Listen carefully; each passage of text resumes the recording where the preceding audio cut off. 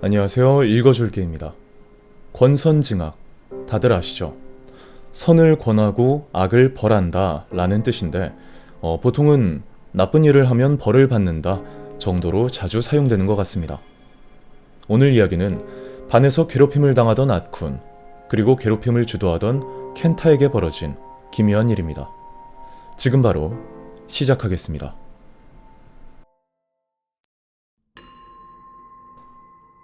중학교 2학년 때 같은 반에 앗쿤이라는 녀석이 있었다. 겉보기엔 평범했지만 조금 특이한 아이였고 언제나 싱글싱글 웃고 있었다. 대화도 자주 엇나가곤 해서 지금 생각해보면 경계선에 가까운 아이였던 것 같다. 특별히 발작을 일으키거나 반 친구들에게 해를 끼치는 일은 없었고 그저 반에서 조금 겉도는 정도의 존재였다. 하지만 어디에나 그렇듯 꼭 괴롭히는 애들은 있었다. 앗쿤은 같은 반의 한 학생에게 괴롭힘을 당하고 있었다. 주범은 켄타라는 녀석이었다. 그 주변에는 신지와 코우키라는 두 명이 붙어 있었지만 실제로 손을 대는 건 켄타뿐이었고 나머지 둘은 옆에서 웃으며 지켜보기만 하는 느낌이었다. 괴롭힘도 처음에는 실내화를 숨기거나 교과서에 낙서를 하는 정도의 음침한 수준이었다. 하지만 앗쿤은 무슨 일을 당해도 계속 웃고 있었다. 어째서인지 뭘 해도 웃고만 있는 앗쿤의 태도가 오히려 켄타를 더 자극했던 것 같다. 어느 순간부터 괴롭힘은 주먹질과 발길질, 급식에 벌레나 쓰레기를 넣는 수준으로까지 심해졌다. 나도 다른 애들도 말리고 싶은 마음은 있었지만 화살이 자기한테 돌아올까 두려워 아무 말도 하지 못했다. 선생도 골치 아픈 일에 엮이기 싫은 건지 못 본 척하고 있었다. 그러던 중 괴롭힘이 점점 심해지던 어느 날 정의감이 강했던 반장이 말리러 들어갔다. 켄타는 끼어들려는 반장을 노려봤지만 순간 앗쿤이 반장 쪽으로 손바닥을 내밀었다. 괜찮아. 난 괜찮으니까. 퉁퉁 부은 얼굴로 싱글싱글 웃으며 앗쿤은 그렇게 말했다. 솔직히 말해 여기까지 당하고도 웃고 있는 앗쿤에게 반 아이들 모두가 섬뜩함을 느끼고 있었던 것 같다. 어느 날 종례가 끝나고 하교 시간이 되었을 때였다. 켄타가 갑자기 다 같이 담력 시험을 하자고 말했다. 장소는 동네 사람들조차 가까이 하지 않는 폐신사였다. 우리 부모 세대가 어릴 적부터 이미 그 자리에 있었다고 하며 왜 그대로 방치되어 있는지는 아무도 모른다. 대신 동네에는 무서운 소문만 잔뜩 떠도는 곳이었다. 야, 아치야, 너도 알아? 하교 준비를 하던 앗쿤에게 켄타가 그렇게 말했다. 오늘도 맞은 건지 앗쿤의 얼굴은 여전히 부어 있었다. 앗쿤도 방과 후까지 괴롭힘을 당하는 건 싫었던 건지 잠깐 표정이 흐려진 것처럼 보였다. 그런데 이상하게도 약속 장소를 듣자마자 다시 평소처럼 싱글싱글 웃는 얼굴로 돌아와 승낙했다. 모인 건 켄타, 신지, 코우키, 반장, 나, 그리고 앗쿤까지 6명. 나와 반장은 앗쿤이 또 심한 꼴을 당할까 걱정돼서 괜히 그 신사에 관심이 있는 척 따라가기로 했다. 폐신사는 학교에서 걸어서 20분 정도 떨어진 곳에 있었다. 도중에 신지가 손전등을 가지러 집에 들르기도 해서 도착했을 무렵엔 이미 오후 5시가 넘어 있었다. 막상 도착해보니 모두 그 분위기에 압도당했다. 긴 세월 동안 낡아빠진 토리와 석등. 벌써부터 그 분위기에 짓눌릴 것만 같았다. 특히 가장 눈길을 끈 건 본당이었다. 아무도 관리하지 않는 건지 벽은 썩어서 구멍투성이었고 울창한 나무 사이로 저녁 햇살이 비쳐드는 그 건물은 중학생이던 우리를 겁먹게 만들기에 충분했다. 처음에는 조용하던 켄타도 겁먹었다는 걸 들키기 싫었던 건지 괜히 아무렇지도 않은 척 시덥잖은 소리를 하며 석등을 발로 차거나 하고 있었다. 한동안 우리는 신사안을 돌아다녔지만 그 와중에도 켄타는 계속 앗쿤 옆으로 가서 머리를 때리거나 발로 모래를 차서 끼얹고 있었다. 나와 반장은 그만두라고 몇 번이나 말렸지만 켄타는 들은 척도 하지 않았다. 30분 정도 지나자 분위기에도 익숙해졌고 탐색도 질렸다. 나는 반장과 함께 본당 옆에 있던 바위에 걸터 앉았다. 부지 중앙에서 떠들고 있는 켄타 패거리를 바라보다가 문득 앗쿤이 보이지 않는다는 걸 깨달았다. 앗쿤은? 내가 두리번거리며 말하자 본당 쪽에서 목소리가 들렸다. 고개를 돌려보니 원래는 세전함이 있었을 법한 자리 앞에 앗쿤이 서 있었다. 반장이 앗쿤을 불렀지만 앗쿤은 본당 문 앞에 꼿꼿이 선 채 움직이지 않았다. 자세히 보니 입이 움직이고 있었다. 누군가와 이야기하는 것처럼 보였다. 나와 반장은 자리에서 일어나 앗쿤 쪽으로 걸어갔다. 5미터 정도 거리까지 다가갔을 때 앗쿤이 하는 말이 들리기 시작했다.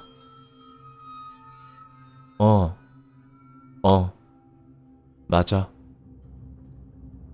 역시 누군가와 대화하고 있었다. 이상함을 느낀 우리는 걸음을 멈췄다. 그 순간 앗쿤이 우리 쪽으로 얼굴을 돌려 3초 정도 바라보더니 다시 문 쪽으로 시선을 돌렸다. 그 표정은 지금까지 한 번도 본 적 없는 차갑고 무표정한 얼굴이었다. 아니, 저 둘은 아니야. 앗쿤은 낮고 차가운 목소리로 그렇게 말했다. 자세히 보니 본당의 문이 약 50cm 정도 열려 있었다. 대체 무엇과 이야기하는 건지 불길한 예감이 들었지만 일단 확인해 보려고 움직이려던 순간이었다. 앗쿤이 뒤를 돌아봤다. 정확히는 부지 중앙에 있는 세 사람을 보고 있었다.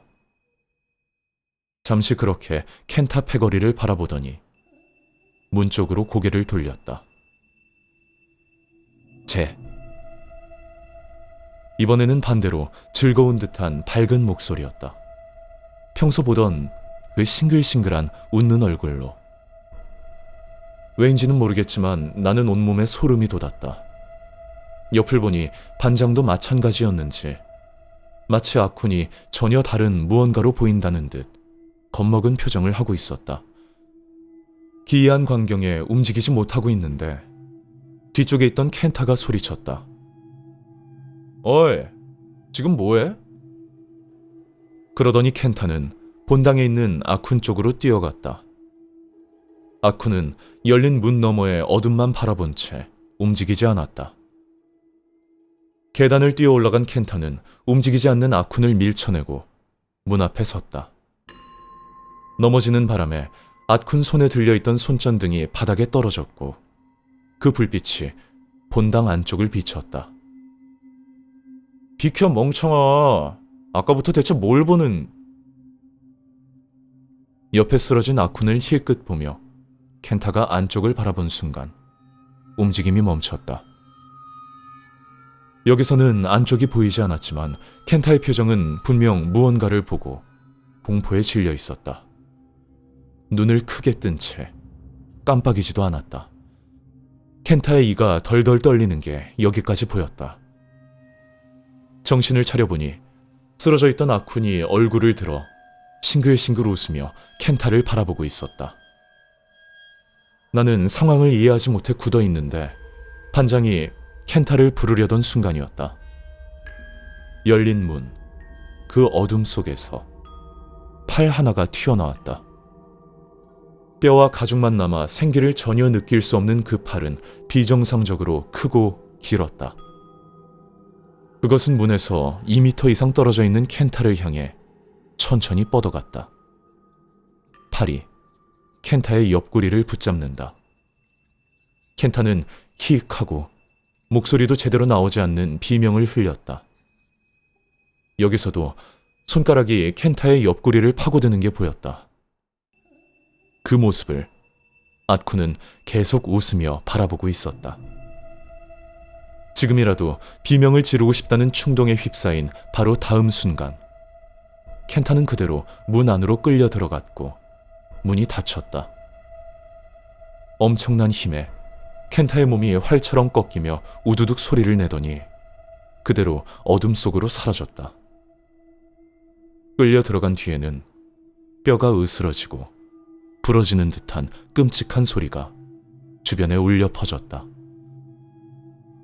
소리가 멈추고 잠깐의 정적이 흐른 뒤 신지와 코우키가 비명을 지르며 도망쳤다.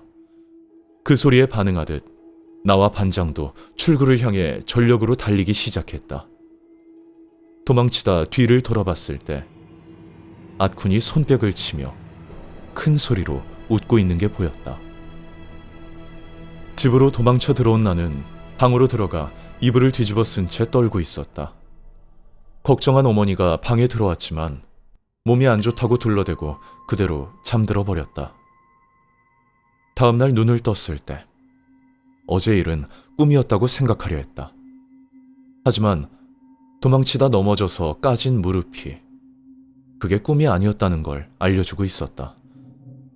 잠이 덜 깬 머리로 어제 일을 떠올린다.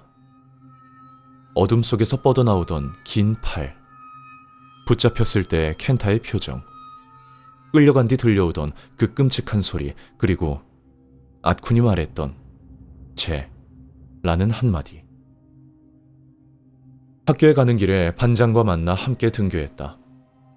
잠을 못 잔 건지 눈 밑엔 짙은 다크서클이 내려와 있었다. 짧게 인사만 나눈 뒤 우리는 서로 어제 일을 입 밖에 꺼내지 못한 채 고개를 숙이고 걸었다. 먼저 입을 연 건 반장이었다.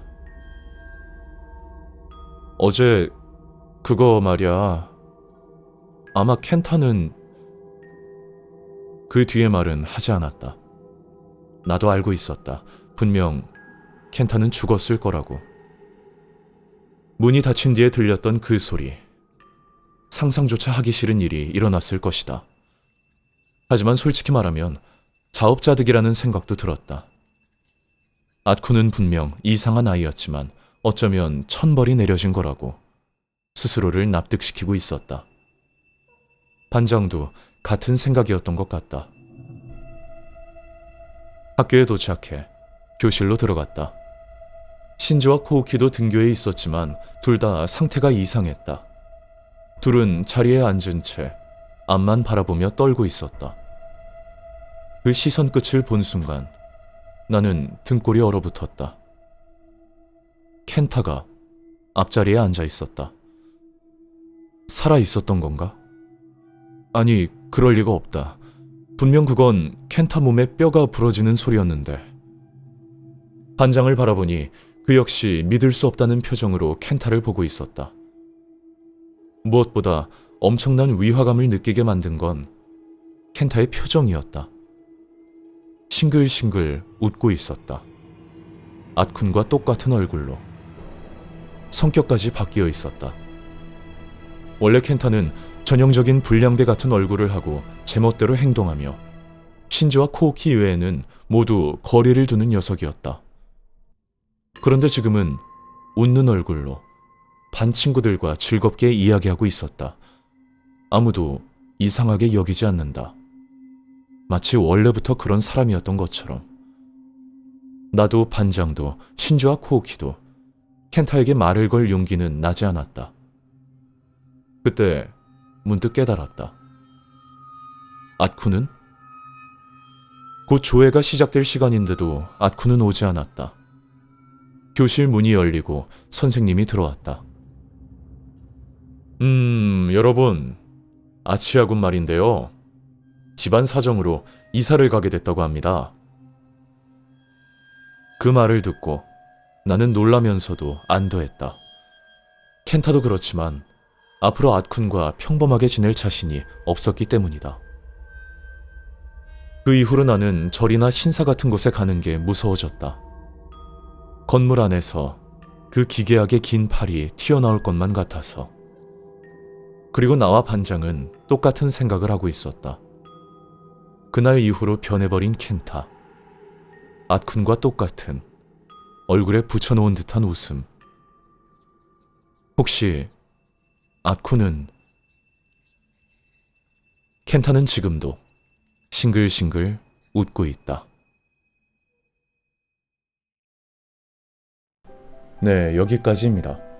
권선징악, 사필귀정, 인과응보, 자업자득, 천벌까지. 유독 나쁜 일을 하면 벌을 받는다 라는 류의 말들이 예로부터 참 많이 전해져 내려옵니다. 아마 억울하게 나쁜 일을 당한 사람들이 간절하게 정의가 이루어지길 바라는 마음에 만든 말들이 아닐까요? 그때나 지금이나 악인이 벌받기를 바라는 마음은 다들 똑같을 겁니다. 본인이 악인이 아니라면 말이죠. 오늘도 긴 이야기 들어주셔서 감사합니다. 저는 다음번에 또 다른 이야기로 찾아뵙겠습니다.